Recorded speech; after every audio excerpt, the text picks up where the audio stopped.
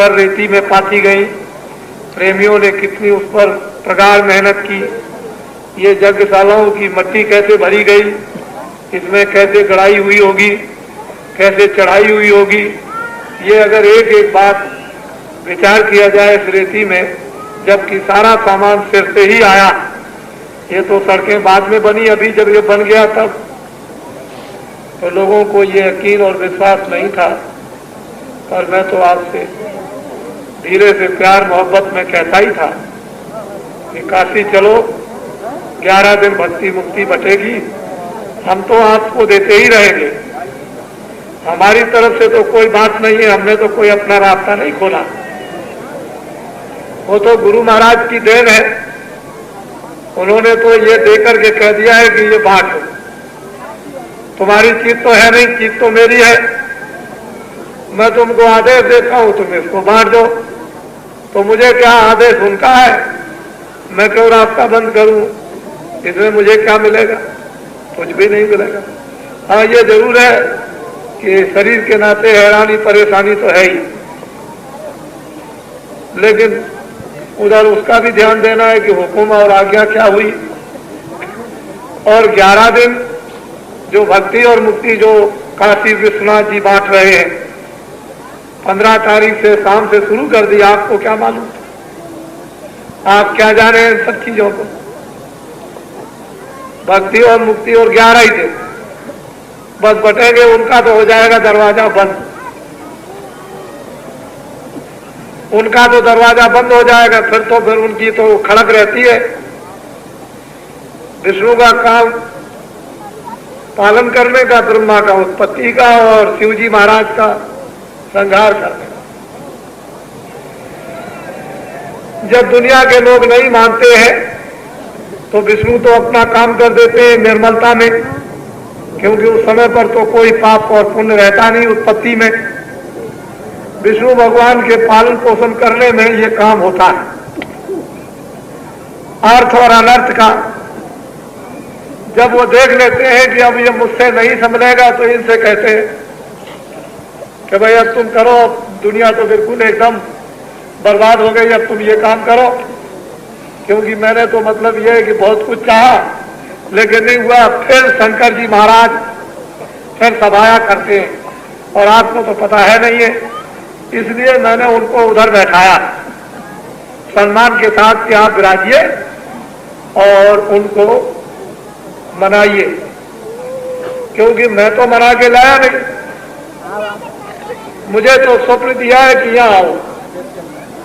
मैं उनके स्वप्न पर आया और 11 दिन तक उनको यहाँ रखूंगा। काशी के उस पार नहीं जा सकते, काशी में रहेंगे ही नहीं। वो 11 दिन तक किधर रहेंगे? काशी बिल्कुल खाली है, उसमें है ही नहीं।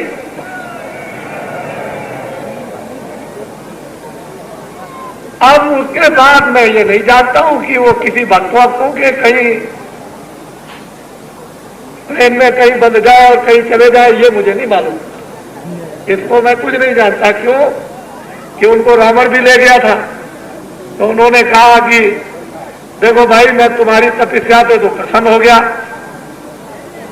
लेकिन यह है कि अच्छा तुम कहते हो तो चला चलूंगा लंका में, और अगर तुमने मुझे कहीं उतार दिया तो मैं वो रास्ते में रह जाऊंगा, फिर नहीं जाऊंगा। उन्होंने कहा अच्छा ये बात मुझको मंजूर है। तो कंधे में चढ़ा लिया, रावण ने ले चला। चलते चलते रास्ते में लगी बड़ी पेशाब, उधर से एक ब्राह्मण आ गए। अरे उन्होंने कहा जरा ठहरिए, इधर आइए। तिलक लगाए हुए थे। उन्होंने कहा देखिए जरा सा आप इसको इनको शिव जी महाराज को कंधे में बैठा लीजिए, मैं जरा पेशाब कर लूं। उन्होंने कहा देखो भाई, असली बात तो यह है कि जल्दी पेशाब कर लोगे तब तो मैं इनको ले लूं, और अगर देर लगाई तो मैं उनको उतार दूंगा। उन्होंने कहा कि अच्छा मैं पेशाब कर लूं, आप ले लीजिए, मैं जल्दी ले लूंगा। जब रावण पेशाब करने बैठा तो पेशाब ही करता रह गया। उन्होंने कहा देखो भाई, नहीं तो मैं उतारे देता हूं, तुम जल्दी से इनको लो। उसकी पेशाब खत्म नहीं हो, ब्राह्मण देवता ने शिव जी को उठा के रख दिया। अब वो वही रह गया, अब क्यों जाए? वही है बैजनाथ धाम। उधर बैजनाथ धाम वही है जहां आप जाए करते हैं। तो अगर वो उधर जा सकते हैं तो काशी से इधर भी आ सकते हैं। तो उनकी भक्ति और मुक्ति जो बच रही है उसको ले लीजिए। उन्होंने तो दरवाजा खोल दिया है कि भक्ति मुक्ति ले लीजिए 11 दिन तक, तो आप उस खड़क से, संघार से बचेंगे। आपको तो मालूम है नहीं है कुछ, करेंगे वही काम, लेकिन जो काम करना चाहिए वो नहीं करते। तो महात्मा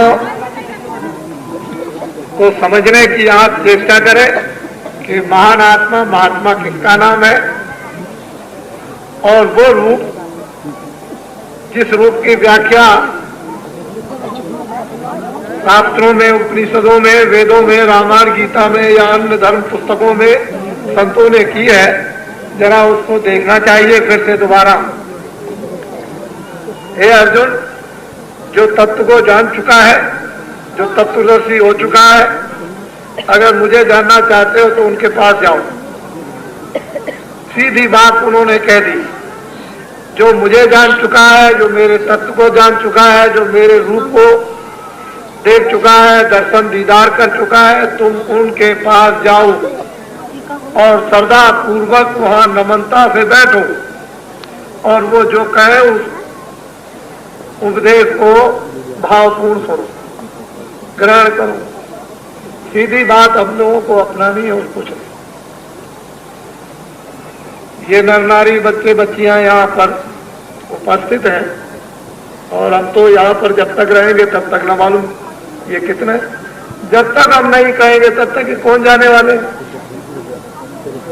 ये कौन जाने वाले। जब हम शोर मचाएंगे 2-3 दिन पहले से कि आपको फलानी तारीख को बोरी बिस्तर बांधना है, तब इनका मन बड़ा दुखी होगा कि 2 दिन और न कहते तो अच्छा था। लेकिन आपको तो ये बात मालूम है नहीं। आप तो इस भाव को, इस श्रद्धा को, इस प्रेम को, इस आंतरिक ज्ञान को, उस संपत्ति को आपको तो पता नहीं है कि इनका खिंचाव क्या है, इनका आकर्षण क्या है। ये तो एक चुम्बक है,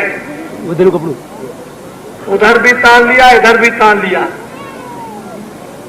और बीच में समझ लीजिए कि कोई है, उधर भी तन रहे, इधर भी तन रहे।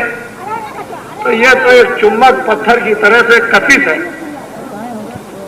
दिल दिल को खींचती है, हृदय हृदय को खींचती है, मन मन को खींचती है। ये तो अद्भुत भगवान की वो आकर्षण कशिश लीला। तो ये बात भक्ति समझते हैं, जानते हैं। अन्य लोग जो सांसारिक हैं उनको समझने में कुछ समय लगेगा, लेकिन वो भी धीरे धीरे समझ जाएंगे। हमारे छोटे छोटे बच्चे हैं, माताओं के उन पर भारी असर हो रहा है। देखो बच्चे बच्चियों, कितना तुम्हारा सौभाग्य है कि जिन बच्चों को तुमने पैदा किया है, और वो बच्चे अगर तुम्हारे होनहार और चरित्रमान, सदाचारी और भक्ति वाले निकल जाए, अरे तुम्हारी कौन पूछे, तुम्हारे पुरखाओं को भी पार कर देंगे। ये रामायण और महात्मा कहते हैं, ऐसे बच्चों को माताएं अब बनाना शुरू कर दी है, बना रही अपने बच्चों को। और बच्चे कितने भाव विभोर में, यानी चिल्लाहट नहीं होती है, रोते होते नहीं है। इस वक्त में सब गोदियों में सब सन्नाटा खींच करके पड़े हुए, वो भी, उनको भी इस आनंद का अनुभव हो रहा है, क्योंकि वो तो पवित्र है। उनको तो जिधर चाहे उधर, वो तो एक छोटे से पेड़ है, इधर मोड़ दीजिए, इधर मोड़ दीजिए, उनके लिए क्या। लेकिन जब पेड़ बड़ा हो जाएगा तो नहीं मुड़ेगा। कोमल पौधा जो होता है मुलायम, वो जिधर चाहो मोड़ दो, बड़ा हो जाएगा तो मुड़ेगा नहीं। तो इनके हृदय इतने कोमल है, निर्मल है, आंखें इनकी निर्मल, कान इनके निर्मल, बुद्धि निर्मल, मन निर्मल, अंतःकरण निर्मल, जीवात्मा इनकी निर्मल।